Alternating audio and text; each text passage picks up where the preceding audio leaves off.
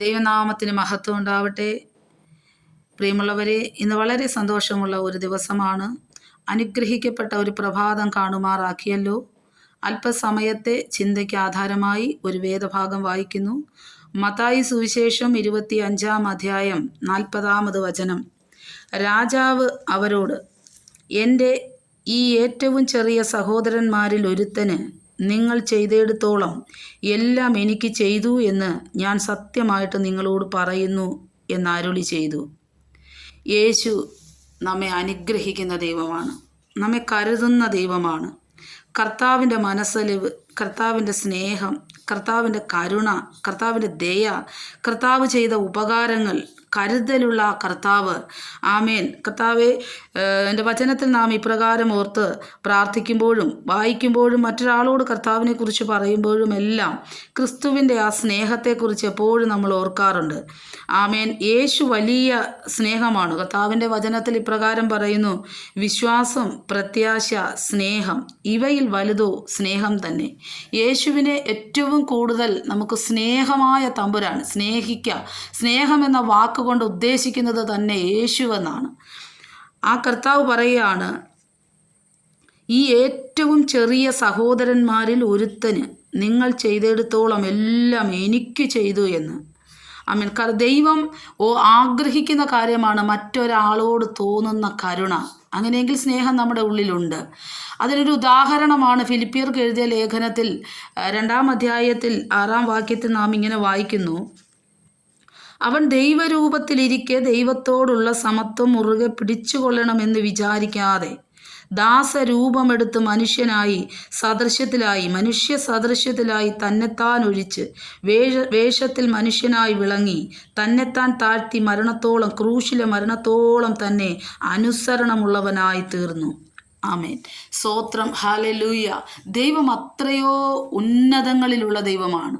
മഹോന്നതനായ ദൈവം ഒരു സ്ത്രീയിലൂടെ ഈ ലോകത്തോട് വന്ന് താഴ്മയെക്കുറിച്ച് നമ്മോട് പറയുന്ന ഒരു ഭാഗമാണ്.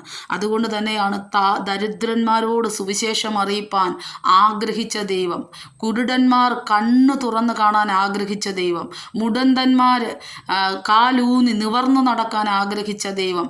ആമേൻ. വളരെ ഭാരത്തിൽ കിടക്കുന്ന വ്യക്തിത്വങ്ങൾ സന്തോഷത്തിൽ, അതുകൊണ്ടാണ് വിലാപത്തെ നൃത്തമാക്കുന്ന ഒരു ദൈവമുണ്ടെങ്കിൽ അത് യേശു മാത്രമാകുന്നു.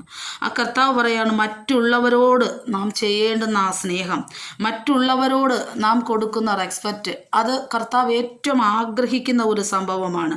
അത് തന്നെ കർത്താവിൻ്റെ ആ സമാധാനം, അർഹിക്കാത്ത ദാനം, നമ്മളൊന്നും കൊടുത്തിട്ടല്ല, ഉയരത്തിൽ നിന്ന് വരുന്ന ആ സ്നേഹവും ആ കൃപയാണ്. ഇന്നിത് ഞാൻ പറയുന്നത് തന്നെ ദൈവം എനിക്ക് തന്ന വലിയ കൃപയ്ക്കകത്തു നിന്ന്. ആമേൻ. അനേകർ പ്രയാസത്തിൽ കിടക്കുന്നു, വിഷമത്തിൽ കിടക്കുന്നു, വേദനയിലായിരിക്കുന്നു. ആരോടും പറയാൻ, നമുക്ക് എല്ലാ കാര്യവും എല്ലാവരോടും പറയാൻ നമുക്ക് സാധിക്കുകയില്ല. എത്ര പ്രിയപ്പെട്ടവരായിരുന്നാലും അവരോട് നമുക്കിത് പറയുവാൻ കഴിയില്ല. പക്ഷേ നമുക്ക് പറയാൻ പറ്റുന്ന ഒരേ ഒരു വ്യക്തിത്വം ഉണ്ടെങ്കിൽ അത് നമ്മുടെ കർത്താവായ യേശു മാത്രമാണ്. ഇവിടെ കർത്താവിൻ്റെ സ്നേഹം ആഗ്രഹിക്കുന്നത് ഇങ്ങനെയാണ്. സ്തോത്രം. ദാനം വലിയ കാര്യമാണ്. ദൈവം അത് ആഗ്രഹിക്കുന്നു.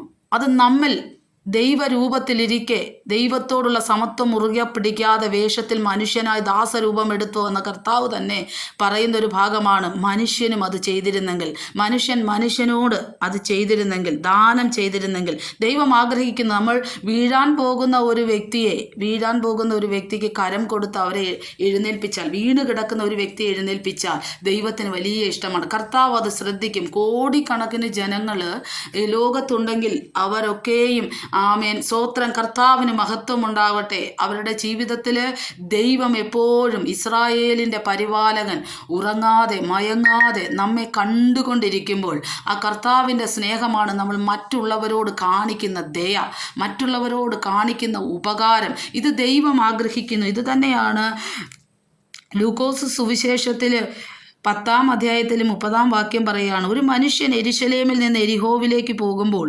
കള്ളന്മാരുടെ കയ്യിൽ അകപ്പെട്ടു. അവർ അവനെ വസ്ത്രം അഴിച്ച് മുറിവേൽപ്പിച്ച് അർദ്ധപ്രാണനായി വിട്ടേച്ചു പോയി. ആ വഴിയായി എതിർച്ചയാ ഒരു പുരോഹിതൻ വന്ന് അവനെ കണ്ടിട്ട് മാറി കടന്നുപോയി. അങ്ങനെ തന്നെ ഒരു ലേവ്യനും ആ സ്ഥലത്തിലെത്തി അവനെ കണ്ടിട്ട് മാറി കടന്നുപോയി. ഒരു ശമര്യക്കാരനോ വഴി പോകയിൽ അവൻ്റെ അടുക്കലെത്തി അവനെ കണ്ടിട്ട് മനസ്സലിഞ്ഞ് അരികെ ചെന്ന് എണ്ണയും വീഞ്ഞും പകർന്ന് അവൻ്റെ മുറിവുകളെ കെട്ടി അവനെ തൻ്റെ വാഹനത്തിൽ കയറ്റി വഴിയമ്പലത്തിലേക്ക് കൊണ്ടുപോയി രക്ഷ ചെയ്തു. പിറ്റേന്നാൾ അവൻ പുറപ്പെട്ട് പോകുമ്പോൾ 2 വെള്ളിക്കാശ് എടുത്ത് വഴിയമ്പലക്കാരന് കൊടുത്തു. ഇവനെ രക്ഷ ചെയ്യണം, അധികം വല്ലതും ചെലവിട്ടാൽ ഞാൻ മടങ്ങി വരുമ്പോൾ തന്നുകൊള്ളാമെന്ന് അവനോട് പറഞ്ഞു. അപ്പോൾ ദൈവത്തിൻ്റെ സ്നേഹത്തെക്കുറിച്ചാണ് ഈ ഉപമയിലൂടെ നമ്മളോട് പറയുന്നത്. ആമേൻ. ദരിദ്രന്മാരോട് സുവിശേഷം അറിയിക്കുവാൻ ദൈവം എന്നെ അഭിഷേകം ചെയ്തു. ബദ്ധന്മാർക്ക് വിടുതലും കുരുടന്മാർക്ക് കാഴ്ചയും പ്രസംഗിപ്പാനും പീഡിതന്മാരെ വിടിവിച്ചയപ്പാനും കർത്താവിൻ്റെ പ്രസാദവർഷം പ്രസംഗിക്കുവാനും എന്നെ അയച്ചിരിക്കുന്നു. കർത്താവ് പറഞ്ഞ വാക്കുകളാണ്. കർത്താവ് എളിയവരെ ദൈവം ആദരിക്കുന്ന ദൈവമാണ്. നന്മ ചെയ്യുവാൻ, നന്മ ചെയ്താൽ ദൈവം നമ്മെ കാണും. ഈ തിരുവചനത്തിൻ്റെ ആദ്യ ഭാഗം വായിച്ചത്, എൻ്റെ ഈ ഏറ്റവും ചെറിയ സഹോദരന്മാരിൽ ഒരുത്തന് നിങ്ങൾ ചെയ്തെടുത്തോളം എല്ലാം എനിക്ക് ചെയ്തു എന്ന് ഞാൻ സത്യമായിട്ട് നിങ്ങളോട് പറയുന്നു എന്നരുളി ചെയ്തു. എന്തുകൊണ്ടാണ്? അതിന് 35-ാം വാക്യത്തിൽ വിശദമായിട്ട് നമുക്ക് മനസ്സിലാവും. 35-ാം വാക്യം പറയുകയാണ്, എനിക്ക് വിശന്നു, നിങ്ങൾ ഭക്ഷിപ്പാൻ തന്നു, ദാഹിച്ചു, നിങ്ങൾ കുടിപ്പാൻ തന്നു, ഞാൻ അതിഥിയായിരുന്നു, നിങ്ങൾ എന്നെ ചേർത്തുകൊണ്ടു, നഗ്നനായിരുന്നു, നിങ്ങൾ എന്നെ ഉടുപ്പിച്ചു, രോഗിയായിരുന്നു, നിങ്ങൾ എന്നെ കാൺമാൻ വന്നു, തടവിലായിരുന്നു, നിങ്ങൾ എൻ്റെ അടുക്കൽ വന്നു. അതിന് നീതിമാന്മാർ അവനോട്, കർത്താവേ, ഞങ്ങൾ എപ്പോൾ നിന്നെ വിശന്ന് കണ്ടിട്ട് ഭക്ഷിപ്പാൻ തരികയോ ദാഹിച്ചു കണ്ടിട്ട് കുടിപ്പാൻ തരികയോ ചെയ്തു? ഞങ്ങൾ എപ്പോൾ നിന്നെ അതിഥിയായി കണ്ടിട്ട് ചേർത്ത് കൊള്ളുകയോ നഗ്നനായി കണ്ടിട്ട് ഉടുപ്പിക്കുകയോ ചെയ്തു? നിന്നെ രോഗിയായിട്ടോ തടവിലോ എപ്പോൾ കണ്ടിട്ടോ ഞങ്ങൾ നിന്റെ അടുക്കൽ വന്നു എന്ന് ഉത്തരം പറയും. അപ്പോൾ ഇവിടെ ദൈവം പറയുന്നത്, യേശു പറയുന്ന ഒരു കാര്യമാണ്. ഒരു ദരിദ്രനായ മനുഷ്യനോട്, അല്ലെങ്കിൽ സാധുവായ ഒരു മനുഷ്യന് ഒരു നേരത്തെ അന്നമില്ലാത്തവൻ ഒരു നേരത്തെ ഭക്ഷണം കൊടുക്കുമ്പോൾ മാത്രമാണ് അവൻ്റെ വയറ് നിറയുമ്പോൾ. ഒരു വ്യക്തിക്ക് എന്തെല്ലാം ലോകത്ത് കിട്ടിയാലും ആ വ്യക്തി മതിയെന്ന് പറയുകയില്ല. പക്ഷെ മതി എന്ന് പറയുന്നത് ഒരു മനുഷ്യൻ്റെ വിശപ്പടങ്ങുമ്പോൾ മാത്രമാണ് ഒരു മനുഷ്യൻ മതി എന്ന് പറയുന്നത്. ആ ദൈവം അത് കണ്ടു. ഒരു മനുഷ്യനിലേക്ക് ഇറങ്ങി വന്ന ആ മാറ്റമില്ലാത്ത സ്നേഹം, കർത്താവിൻ്റെ സ്നേഹമാണ് നമ്മെ ഓരോരുത്തരെയും നടത്തുന്നത്. ആമേൻ. രോഗിയായി കിടക്കുമ്പോൾ നമ്മൾ വിചാരിക്കുകയില്ല, ഒരു പ്രിയപ്പെട്ടവർ നമ്മളരികിൽ വന്നെങ്കിൽ, ഒരു വീഴ്ച അനുഭവിച്ച് കിടക്കുമ്പോൾ, പീഡിപ്പിക്കപ്പെട്ട അനുഭവിച്ച് നമ്മൾ കിടക്കുമ്പോൾ ഒരു വ്യക്തി നമ്മുടെ അരികിൽ വന്നാൽ എത്ര ആശ്വാസമാണ്. വളരെ വേദനയുള്ള ഭാഗങ്ങളിലൂടെ, അനുഭവങ്ങളിലൂടെ കടന്നു പോകുമ്പോൾ എന്നെ ഒന്ന് സഹായിച്ചെങ്കിൽ, എന്നെ ഒന്ന് ഹെൽപ്പ് ചെയ്തെങ്കിൽ എന്ന് നമ്മൾ മനസ്സുകൊണ്ട് ചിന്തിക്കാറില്ലേ? ദൈവം ആഗ്രഹിക്കുന്നതാണ് കരുണയുള്ളൊരു മനസ്സ്, സമാധാനം കൊടുക്കുന്ന ഒരു മനസ്സ്, മറ്റുള്ളവരുടെ വേവലാതിയെക്കുറിച്ച് അറിയുന്ന ഒരു മനസ്സ്. അങ്ങനെ ചെയ്താൽ ഈ നിശ്ചയമായും യേശു കർത്താവ് പറയുകയാണ്, നിങ്ങൾ എനിക്കാണ് തന്നത്. ആമേൻ. ഇന്ന് മനസ്സോടെ നമുക്കത് ചെയ്യാൻ കഴിഞ്ഞെങ്കിൽ, ഒരു വാക്ക് പറഞ്ഞെങ്കിൽ, ഒന്നും കൊടുക്കാൻ പറ്റിയില്ലെങ്കിൽ ഒരു വാക്ക് പറഞ്ഞാൽ പോലും ഒരു വാക്ക് അവരെ ജീവിപ്പിക്കും. ജീവനും മരണവും നിന്റെ നാവിൻ തുമ്പിലിരിക്കുന്ന സദൃശവാക്യത്തിൽ നാം വായിക്കുന്നുണ്ട്. അപ്പോൾ നാം എപ്പോഴും ഉപ്പിനാൽ രുചി വരുത്തിയ വാക്കുകളെ പറയുവാൻ ദൈവം നമ്മെ അനുഗ്രഹിക്കട്ടെ. ദൈവം നമ്മെ സഹായിക്കട്ടെ. ഓരോ നിമിഷവും ഒരു വാക്ക് ഒരു മനുഷ്യനെ ഏറ്റവും കൂടുതൽ വേദനിപ്പിക്കും. അവൻ മരണത്തിൻ്റെ വക്കോളം എത്തും. എന്നാൽ അതേ മനുഷ്യൻ ഒരു വാക്കുകൊണ്ട് നല്ലതായ ഒരു കാര്യം പറഞ്ഞാൽ, നന്മയായ ഒരു കാര്യം പറഞ്ഞാൽ, ആ മനുഷ്യൻ്റെ ജീവിപ്പിക്കുന്ന അവസ്ഥയിലേക്ക് നമുക്ക് അവനെ എഴുന്നേൽപ്പിച്ച് കൊണ്ടുവരാൻ സാധിക്കും. ഒറ്റപ്പെട്ടു പോയി എന്ന് തോന്നുന്നവർ, എന്തൊക്കെ കഴിക്കാനും ഉടുക്കാനും എന്തെല്ലാം കാര്യങ്ങൾ ജീവിതത്തിൽ ഉണ്ടെങ്കിലും ഒറ്റപ്പെട്ടു പോകുന്നവർ എത്രയോ പേരുണ്ട്. അവർക്ക് യേശു പറഞ്ഞു, യേശു ആകുന്നു എല്ലാത്തിനും മതിയായ ദൈവം. ആമേൻ. ഏറ്റവും ഉയരത്തിൽ നിന്ന് താഴ്മയിലേക്ക് ഇറങ്ങി വന്ന് നമ്മെ പഠിപ്പിച്ച ദൈവം. ആമേൻ. എത്ര മേൽ ആ അവസ്ഥയിലിരുന്നാലും അവിടേക്കൊരു വാക്ക് മതി നമുക്കൊരാളെ ആശ്വസിപ്പിക്കാൻ. യേശുവിൻ്റെ ഒരു വാക്ക് മതി രോഗം മാറാൻ, ക്ഷീണം മാറാൻ, അവസ്ഥകൾ മാറാൻ, മരണം മാറാൻ. എല്ലാം യേശുവിൻ്റെ ഒരു വാക്ക് മതി. യേശുവിൻ്റെ പ്രതിനിധികളായി, കർത്താവിൻ്റെ സ്നേഹം വഹിക്കുന്നവരായി, മഹത്വത്തിൻ്റെ പ്രത്യാശ ഉൾക്കൊണ്ടവരായി നമ്മൾ ഈ ഭൂമിയിൽ ജയത്തോടെ നടക്കണം. അതിന് വേണ്ട ഏറ്റവും വലിയ കാര്യമാണ്, ആമേൻ, ദൈവം ആഗ്രഹിക്കുന്നത് ദാനം. വലിയ കാര്യം. ദൈവം അത് ആഗ്രഹിക്കുന്നു.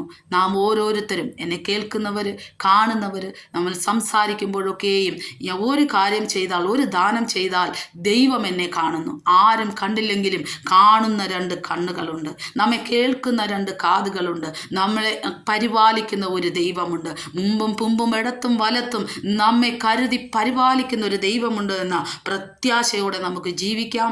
ദൈവം ഈ തിരുവചനങ്ങളാൽ എല്ലാവരെയും അനുഗ്രഹിക്കുകയും സഹായിക്കുകയും ചെയ്യുമാറാകട്ടെ. ആമേൻ.